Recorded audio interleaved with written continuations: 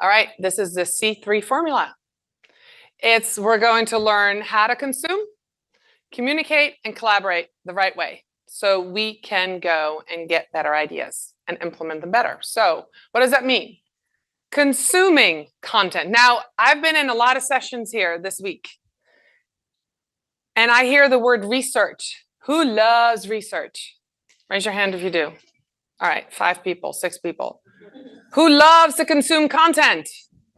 Everybody. It's the same thing. It's just a different mindset. And my friend Anne's in the room. She said that to me 3 years ago during COVID.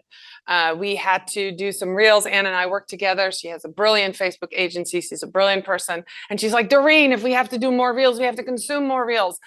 The light bulb went off in my head. I've been doing the research and not enjoying it. But consuming content is fun. So I'm going to show you how to do that. Then we're going to talk about how to communicate. You have an idea at the table. You all wrote down one idea. What if we shared all these ideas amongst each other?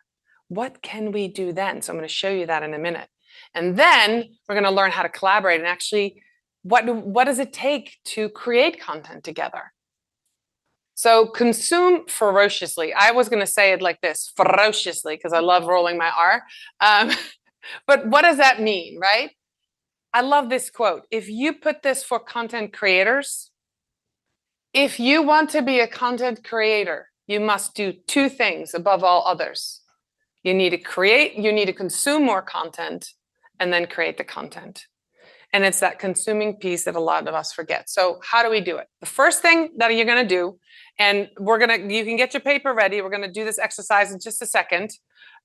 We're going to look for patterns. So when you think about the content you consume, the patterns you're looking for things that are the same. As far as patterns, it might be something like all of a sudden everybody is flocking to a new platform, or everybody is doing reels now. That's not necessarily a trend, but everybody's doing reels because reels working really well. It could be that everybody in your industry all of a sudden is doing mastermind classes.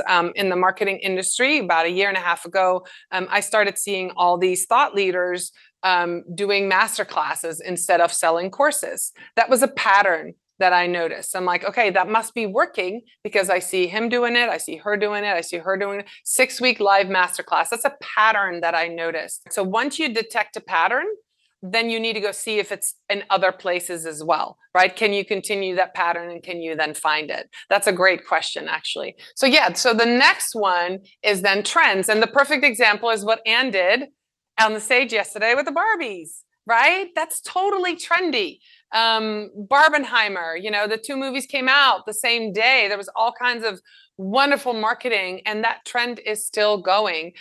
One trend that I noticed, I have a friend who started a brand new business. She has a non-alcoholic mobile bar, and she'd asked me what to do. Is it consume content? And she came to me and she said, I found a trend. She was very excited. She had been looking at Oktoberfest, but there's also hashtags and there's a trend going on that people are doing Oktoberfest or Soberfest, right? Saying that they're not going to consume alcohol. And so if you're anywhere, if you're in a restaurant industry, if you're, anything that touches food or drink or alcohol, you could jump on that trend and create content that goes with that. So the next slide is, I'm going to give you about a minute or 2. This is kind of for you, but you can talk amongst yourselves if you want. What are some trends or patterns that you see? Like everything pumpkin, right? That's a trend. What else do you see right now? Just talk and just write some of those in there. You can save this if you want, or otherwise do that. Just want you to start thinking about the content you've consumed in the last couple of weeks or months. What patterns or trends have you seen? All right, communicate continually. Who communicates daily? Sure. Let's find out if we communicate with the right people at the right time in the right place. I love this advice. If you want 30 pieces of great content, you need to come up with 100 ideas. I'll say yes. You agree, right? Not every piece of content you come up with is going to be good. So you need to create a lot of different ideas. So what does communicating look like? Now, I am a certified Agile marketer. Anybody here familiar with the Agile space? Some of you are. Okay, Agile comes from the software space, and we work in iterations. That's really explaining it in a nutshell when there's a lot of stuff to explain. But I'm going to explain it very simple. Everybody here have an iPhone or has an product, an Apple product, right? You know those software updates? Those are called iterations. Every time either a bug comes up or they have a new thing, they update. That's what we do in Agile marketing. We put out a minimal viable product, the smallest thing that works, and then you go and fix it. If I put that in a context of a piece of content that you can create, if you want to make, say, you go into an event and you wanted to create something about the event, a lot of us are tasked, go to the event, take pictures at the trade show. On Monday morning, you bring it to the team, and then you produce a video or a piece of content, right? Agility would mean that you're at the conference, creating stories, reels, sharing it, asking questions, getting feedback, people saying, oh, I see Ann Handley is there. Can you get a picture with Ann? Or can you ask so-and-so a picture? Now you're getting feedback on your content and you're creating better content. That's an iterative process in Agile that you can use with your content creation. So the daily stand-up is a piece of communication that comes from Agile. Anybody ever done a daily stand-up? Yes. Now, who works alone? Who is the marketing department of one? So when I first got into Agile, it was during the pandemic, and I was a marketer of one. And I would have a daily stand-up meeting every day with me and myself. This is what it looks like. And I'm honest, and I stand up and I go, what did I accomplish yesterday? And I write down the things, or I say the things that I did. What do I want to accomplish today? And where am I stuck?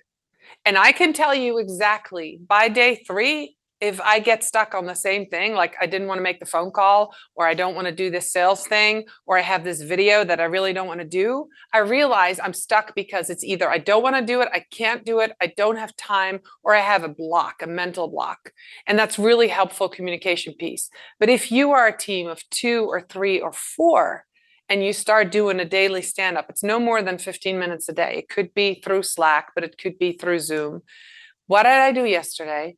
What am I working on today? And where am I stuck? When you do that with your colleagues, you can start helping each other. There's a lot of listening going on. If I said, I'm stuck because I'm supposed to make this YouTube video, but I don't have the thumbnail because Susie was supposed to give me the thumbnail, but Susie's out because the kid's sick. Now then Johnny might hear that 2 days in a row and say, well, guess what? I have access to the account. I can finish his thumbnails. Now you start working together and the communication gets better. So a daily stand-up meeting is one way to communicate with your team. Another way to communicate is with your community, right? When we start communicating with our community, we're getting a lot of ideas. Who does social listening? Oh, guess where a lot of your ideas can come from? When you listen to the words that your customers say about your products and your services. When you do social listening, when you hear the good things and the bad things, not only then do you know what they say and you know what words to use, but you can also be part of the conversation, right? One easy, simple way to do that for your products, your services, put a Google alert out. Then you know when people are talking about you. Anybody here has Google alerts out on the brand name, business name, product names? Yes. Then you can be part of the conversations. I use a scheduling tool called Agora Pulse that has a listening tool in there. So I can go see if people tag us or talk about us, right? You want to know what people are saying.